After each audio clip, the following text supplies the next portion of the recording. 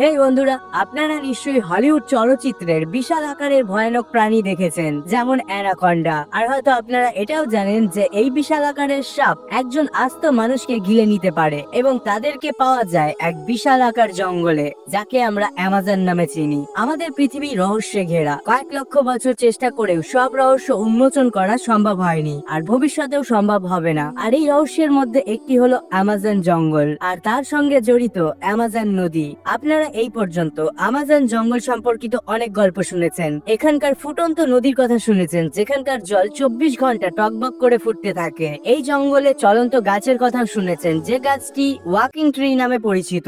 আর অ্যানাকন্ডার মতো বিশাল সাপের গল্প তো নিশ্চয়ই শুনেছেন, কিন্তু আজকে সম্পর্কে আলোচনা করব যার অস্তিত্ব অ্যামাজন জঙ্গলে নেই, আর সেটা হলো সেতু, অর্থাৎ ব্রিজ।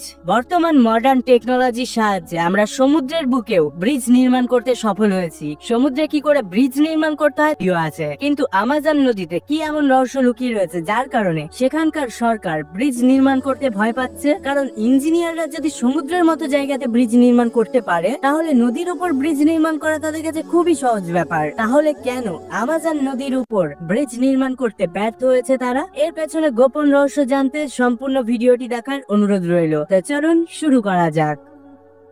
প্রাচীনকাল থেকেই মানুষ বিভিন্ন প্রয়োজনের কারণে নদী পাড়ি দিয়ে এসেছে, কিন্তু প্রযুক্তির কল্যাণে এই কঠিন কাজটিকে মানুষ সহজ করে নিয়ে এসেছে। যখন কোনো নদী দুটি দেশ বা শহরকে বিভক্ত করে, তখন এই সেতুই একমাত্র মাধ্যম যে দুটি দেশ বা শহরের মিলন ঘটায় এবং ভ্রমণের দূরত্বকে কমিয়ে নিয়ে আসে। বর্তমানের মানুষ এমন উন্নতির চরম শিখরে পৌঁছেছে যে সমুদ্রের নিচেও টানেল নির্মাণ করতে সক্ষম হয়েছে, এমনকি সমুদ্রের মাঝেও ব্রিজ নির্মাণ করতে পিছুপা হাঁটেনি। তাহলে এই নদীর মধ্যে কি এমন ভয়ানক জিনিস লুকিয়ে রয়েছে যা ব্রিজ নির্মাণে বাধা সৃষ্টি করছে? আসলে আমাজন নদীর উপর ব্রিজ নির্মাণ না করার পেছনে বেশ কিছু কারণ রয়েছে। এই কারণগুলো জানার পূর্বে আমাদের আগে জানতে হবে আমাজন নদী এত স্পেশাল কেন। আমাজন পৃথিবীর সব থেকে বড় রেইন ফরেস্ট, আর রেইন ফরেস্ট মানে যে বনাঞ্চলে প্রচুর বৃষ্টিপাত হয় আর সারা বছর অরণ্যের গাছগুলোর পাতা সবুজ থাকে। এই ঘন বনাঞ্চলটি প্রায় 70 লক্ষ বর্গ কিলোমিটার থেকেও বেশি এলাকা জুড়ে বিস্তৃত। যদি এই রেইন ফরেস্টটি একটি দেশ হতো, তাহলে বিশালতার দিক থেকে এটি বিশ্বের 9তম দেশ হতো। আরো একটু স্পষ্ট করে বললে, ব্রিটেন এবং আয়ারল্যান্ডকে 17 বার এই জঙ্গলে রাখার মতন জায়গা আছে, আর বাংলাদেশকে 35 বার, এমনকি ভারতবর্ষের মতো বড় দেশকেও 2 বার রাখা যাবে। এই জঙ্গলটি প্রায় 6 কোটি বছর পুরনো। অ্যামাজন জঙ্গলকে পৃথিবীর ফুসফুস বলা হয়, কারণ প্রতিদিন পৃথিবীর মোট 20% অক্সিজেন উৎপন্ন হয় আমাজন জঙ্গলের বিস্তীর্ণ গাছপালার জগৎ থেকে। আর এই জঙ্গলের বুক ভেদ করেই বয়ে চলেছে আমাজন নদী। আর এই আমাজন নদী এখনো পর্যন্ত মানুষের কাছে একটা বড় বিস্ময়। আমাজন পৃথিবীর দ্বিতীয় বৃহত্তম নদী, যার দৈর্ঘ্য প্রায় 6400 কিলোমিটার। কিন্তু ব্রাজিলের সরকার অফিসিয়ালি ঘোষণা করেছে পৃথিবীর সব থেকে বড় নদী আমাজনই, কিন্তু এটা ভুল, কারণ পৃথিবীর সব থেকে বড় নদী হলো নীল নদ, যার দৈর্ঘ্য প্রায় 6693 কিলোমিটার। আমাজন নদী ব্রাজিল, বলিভিয়া, কলম্বিয়া, ইকুয়েডর এবং পেরুর মধ্যে দিয়ে বয়ে পেরুর আন্দিজ পর্বতমালা হয়ে সোজা আটলান্টিক মহাসাগরে মিলিত হয়েছে। সমুদ্রে যত পরিমাণ মিষ্টি জল যায়, তার মধ্যে প্রায় 20% মিষ্টি জল আমাজন নদী একাই যোগান দিয়ে থাকে। আমাজন জঙ্গলের আশেপাশে 9টি দেশ মিলিয়ে প্রায় 3 কোটি মানুষ বসবাস করে। এই দেশগুলি হলো Brazil, Bolivia, Peru, Ecuador, Colombia, Venezuela, French Guiana আর সুরিনাম। আমাজন জঙ্গলে বর্তমানের হিসাবের মতে এখানে প্রায় 300-রও বেশি উপজাতি রয়েছে। এরা এখনো তাদের পুরাতন সংস্কৃতিকে ধরে রেখেছে। আধুনিক বিশ্বের ধরাছোঁয়ার বাইরে এইসব উপজাতিরা বাস করে। চলুন এবার আসা যাক মূল প্রসঙ্গে। আমাজন জঙ্গলের আশেপাশে যখন এত বিশাল পপুলেশন রয়েছে, তাহলে কি সেখানে উন্নয়নের প্রয়োজন নেই? সেইখানকার জনগণকে কি আশেপাশের 9টি দেশের সঙ্গে জোড়ার কোনো প্রয়োজনই নেই? বন্ধুরা, বর্তমানে আমরা মেশিন আর আর্টিফিশিয়াল ইন্টেলিজেন্সের যুগে বাস করছি। একের পর এক পাহাড়, নদী, সমুদ্রের মতো দুর্গম জায়গাতেও ব্রিজ নির্মাণ করে চলেছি, যেটা আজ থেকে 100 বছর পূর্বে মানুষের কাছে কেবলমাত্র কল্পনা ছিল। কিন্তু আমাজন জঙ্গলে একটাও ব্রিজ নেই। আধুনিক বিশ্বে মডার্ন টেকনোলজির যুগে এটা সত্যি আজব বলে মনে হয়। আসল প্রশ্ন হলো, আমাজন নদীর ওপর কি আদৌ ব্রিজ নির্মাণ করা সম্ভব? আমাজন নদীর ওপর ব্রিজ নির্মাণ করা অনেক ঝুঁকিপূর্ণ।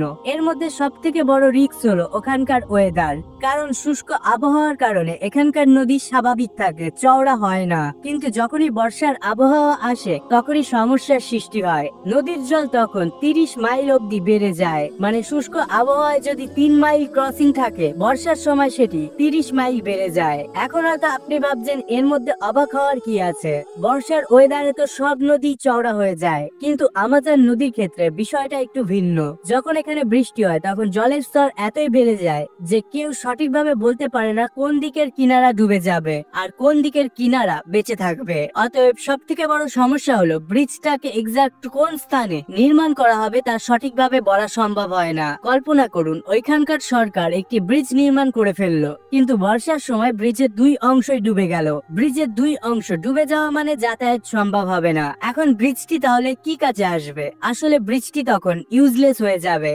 আরেকটি সমস্যা হলো আমাজন নদীর কিনারা নরম মাটি দিয়ে গঠিত, যেটা জলের ঢেউয়ের সাথে সাথে কম বেশি হতে থাকে। তবে বর্তমানে আধুনিক টেকনোলজির সাহায্য নিয়েও এই সমস্যার মোকাবেলা করে ব্রিজ নির্মাণ করা সম্ভব। তাহলে আমাজন নদীতে কেন একটাও ব্রিজ নেই?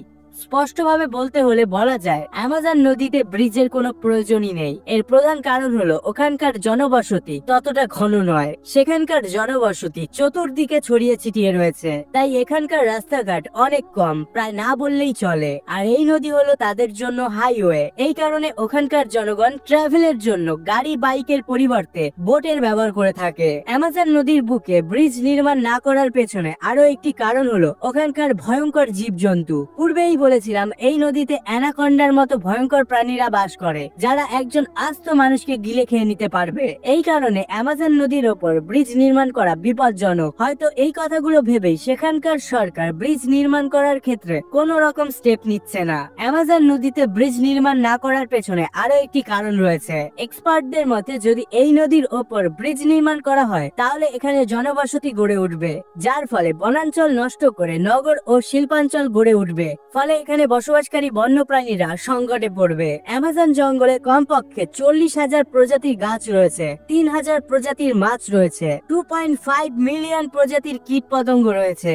আমাজন জঙ্গলের পেরুর অংশে একটি মাত্র গাছে প্রায় 43,000 প্রজাতির পিঁপড়ে পাওয়া গেছে। তাহলে ভাবুন, যদি মানব জাতি সম্পূর্ণরূপে এখানে বসতি করে তাহলে আমাজনের জীববৈচিত্র্য দ্রুত মলিন হয়ে যাবে। আর যদি এখানকার অরণ্য ধ্বংস হয়ে যায় তাহলে প্রকৃতির ভারসাম্য নষ্ট হয়ে যাবে। মানব জাতীয় সংকটের মধ্যে পড়বে, কারণ পৃথিবীর 20% অক্সিজেন আমাজন জঙ্গল একাই উৎপন্ন করে। এছাড়াও আমাজন জঙ্গলের নদীর জল সব থেকে বিশুদ্ধ।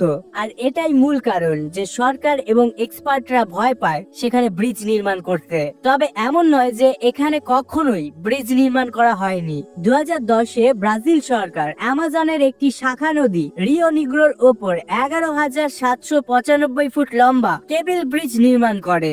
এই ব্রিজটি হলো আমাজন রিজনের একমাত্র ব্রিজ। তবে টেকনিক্যালি এই ব্রিজটি আমাজনের মেইন রিজনের মধ্যে পড়ে না, তাই সবাই ভেবেছিল এই ব্রিজটি নির্মাণ করলে আমাজন জঙ্গলের কোনো ক্ষতি হবে না। এই ব্রিজটির কারণে দুটি শহরের মানুষ খুবই খুশি। এই ব্রিজটি তাদের কাছে যেন কোনো অলৌকিক জিনিস, কারণ পূর্বে বোটে চেপে নদী ক্রস করতে হতো, সেখানে এই ব্রিজটির কারণে মানুষ অনেক স্বস্তি পায়। তবে বিশেষ করে বর্ষার সময় এই নদীটি ক্রস করা অনেক বিপজ্জনক হয়ে যায়। তো বন্ধুরা, আশা করি আজকের এই ভিডিওটি দেখে বুঝতে পেরেছেন কেন আমাজন নদীর ওপর ব্রিজ নির্মাণ করা হয়নি। আপনাদের কি মনে হয় ভবিষ্যতে কি আমাজন নদীর ওপর ব্রিজ নির্মাণ করা সম্ভব হবে? এবং যদি সেটা হয় তাহলে এখানে জনবসতি পুরোপুরিভাবে গড়ে উঠলে এর ফলাফল কি ঘটতে পারে? আপনার মতামত অবশ্যই কমেন্ট বক্সে করে জানাবেন। আর ভিডিওটি ভালো লাগে অবশ্যই লাইক, কমেন্ট এবং শেয়ার করে বেল আইকনটিতে প্রেস করে দেবেন এরকম ইন্টারেস্টিং ভিডিও সবার আগে দেখতে। সর্বশেষে thanks for watching. Stay happy, stay cool.